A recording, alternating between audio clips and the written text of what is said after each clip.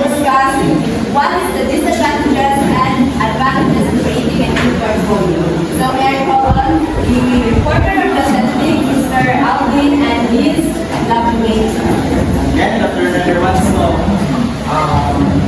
my task this afternoon is to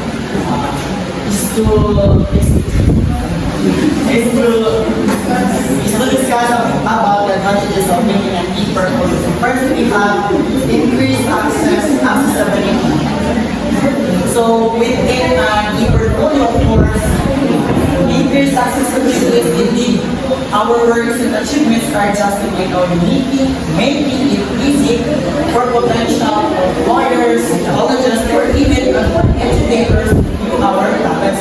So this means that our portfolio can be easy whether it's potential employers, colleges, or even educators. They can easily view our work and achievements without any hassle. Second, we have enhanced organization.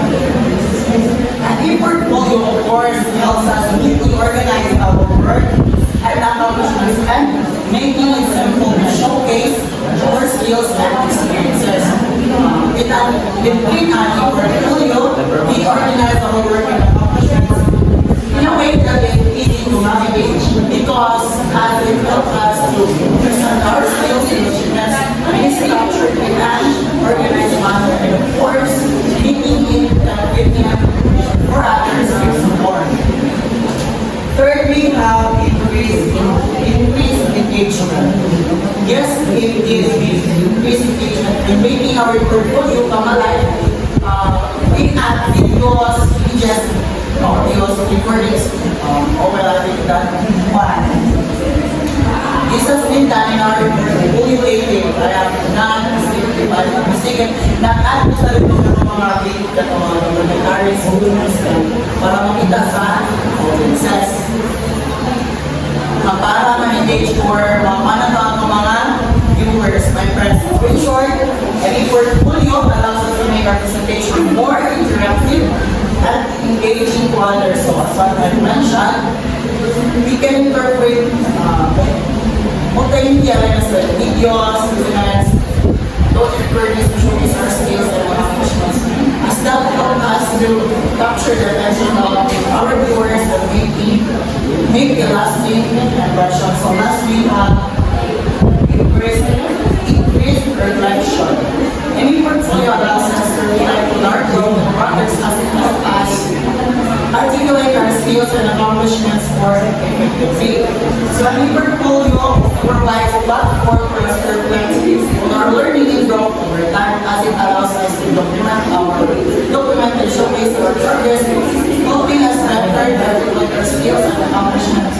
So this reflection or those reflection can also be valuable for personal and professional development. So as for us, creating portfolio and fantastic way to showcase and stand out from the gap. So by creating a portfolio, we take these advantages and benefits and the community showcase our skills and achievements to others. And it is also a great way to impress and stand out from the crowd. The operating disadvantages of an e-portfolio. But first is technical challenges. Technical challenges of creating an e-portfolio can be challenging if you are not familiar with the technical aspects of website creation and maintenance. As we experience when making an e-portfolio, some of us have struggled with that part because creating an e-portfolio on the local site, some of us didn't know where the site is. Right, but our instructor gave us a video routine so that we know how to do. And the second one is primary concerns. An e-portfolio will give personal information that you may not want to share publicly. It is important to take appropriate measures to protect your privacy when creating an e-portfolio. Example, not all, right? This person is na nakakao na we don't know what their truly gender are.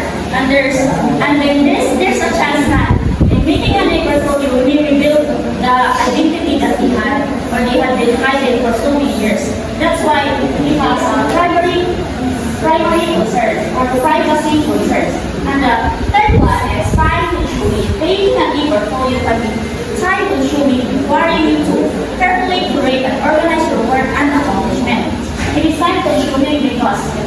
creating a new portfolio, you must know the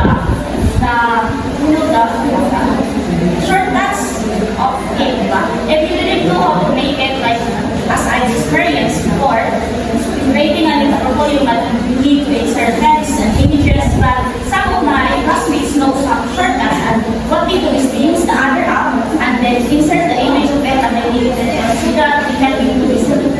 And then the last one is accessibility and limitation. Accessibility limitation, some individuals may not have access to the internet or the necessary technology to access the portfolio.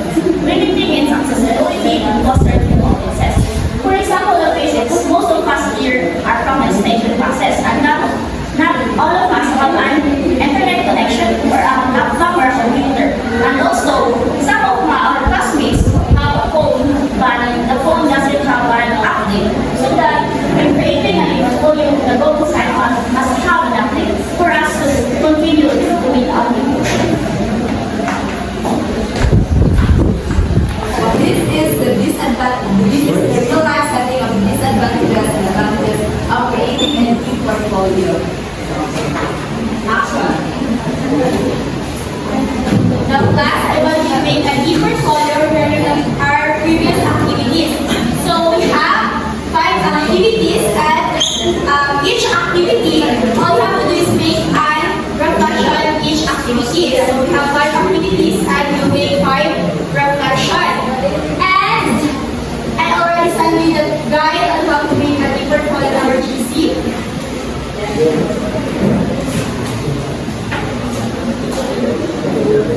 You understand, class? That is Miss, yeah, so I guess you already understand the instruction. That is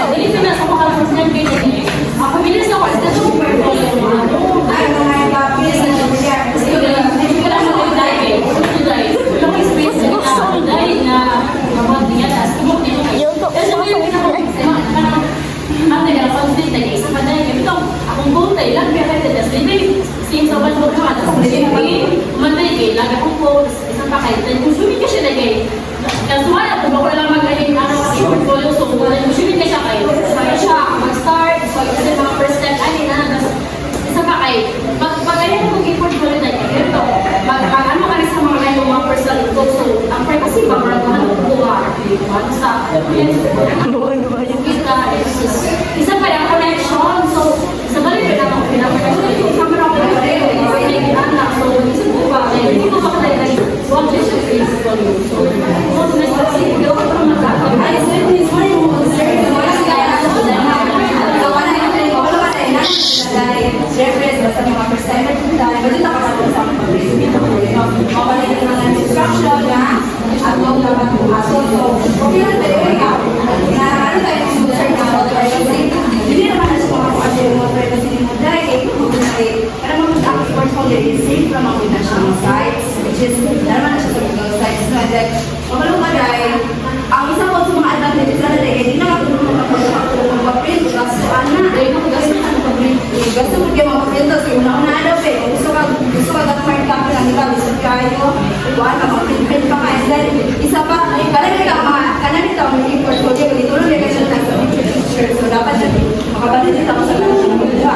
And then, di ba makabalid yun? Ipagkaduhan na lang ka.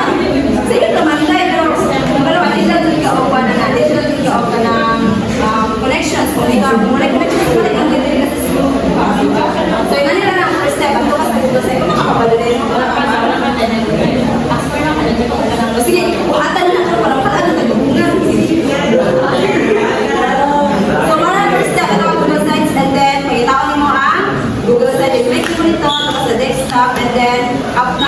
gusto ka magsuwon. Ay, salamat. Anong ideas mo?